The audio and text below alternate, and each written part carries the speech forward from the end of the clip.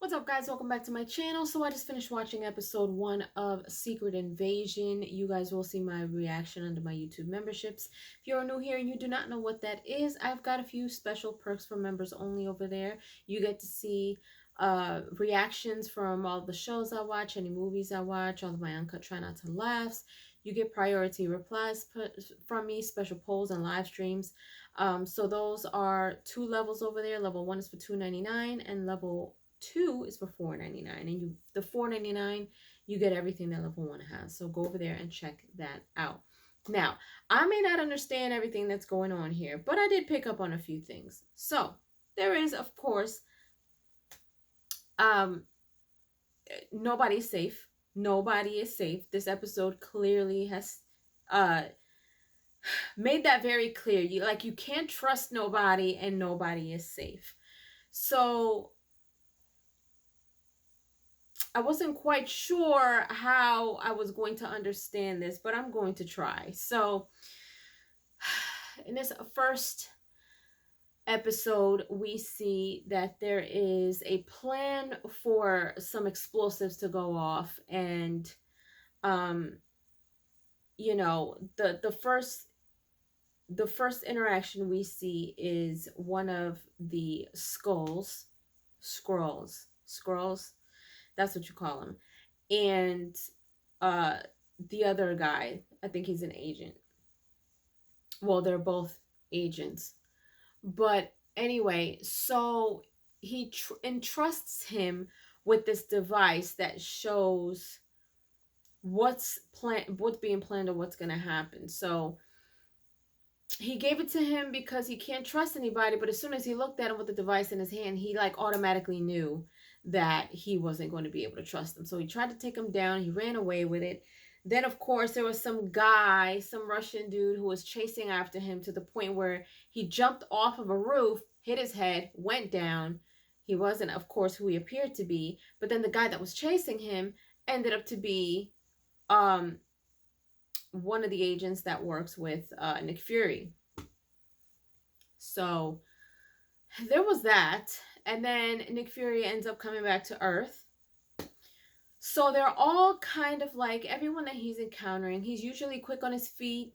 Nothing gets by him, you know. And in this episode, we see that he's a few steps behind. Like, he's not the same after the blip. And so, you know, everyone's kind of questioning his judgment, questioning whether he's prepared to take on the fight that's ahead. And, you know, he ends up getting kidnapped, but not really, and ends up at that lady with the red outfit on. I forget her name. They seem to be okay, I guess. I'm not quite sure if they're enemies or not, but we do see and we do notice that he ends up putting, I guess, a lens over the owl that is in her office, and which was smart on his behalf, just to kind of see what was going on. So anyway, when he went back to, you know, the other 2 agents that he was with, you know, she started to talk about Nick Fury being there and what's going on and everything. And so we got to see a little bit of how I guess they're not shapeshifters, but they do shift. Like, they are able to kind of shift people's faces, you know, but they're Skrulls, so they all look the same when they're not in human form, I guess. So we get to see what that looks like when, what is her name? Gail. I forgot her name. Gal. She ends up coming across this guy who's at the gate, who wants in on, you know, I guess their little safe house or whatever. So he gets past there and she's walking through, and you see like everyone kind of looks the same, and you can either stay or you can become a warrior and you can leave at some point, but I guess you can't stay. So anyway, she goes behind these doors where you can see all these people just kind of like strapped up in these things, and these laser things kind of zapped into their heads. So what happens is they end up getting people to come in so they can use their scrolls to transfer their faces, and then they put them in these contraptions and then take over their minds. So I'm like, wow, like that is insane. So then long story short, they end up trying to figure out where these bombs are so they can stop it. They end up going to this, what looks like some type of festival or something going on in a very public area. And they're, looking, let me backtrack. One of the agents, Gal, is actually his daughter. So that was interesting to see, because like I would have never expected that to happen. So he was willing to let her walk away if she gave him the explosive. And at that time he disclosed that her mother has passed and she didn't know that. And so when she was like, how, he was kind of, disarming himself, and he's like, why don't you ask the guy that you work for? So while she was busy working for those bad guys, they killed her mom.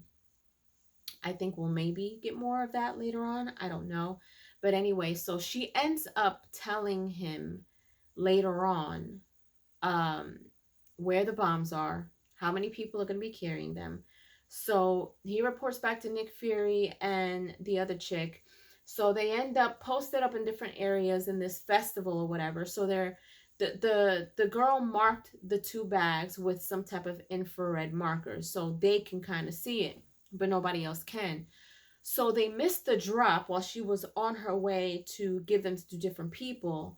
And then when they ended up catching up to these 2 people, the bags were empty. So then we end up seeing earlier on that the guy, the light-skinned dude, who seems to be the head of all this, I don't know if he's just the head, but he looks like a really bad villain. He turned into a whole bunch of different people before he turned and looked at Nick Fury in the middle of all this chaos and pressed the button, and all the bombs started going off.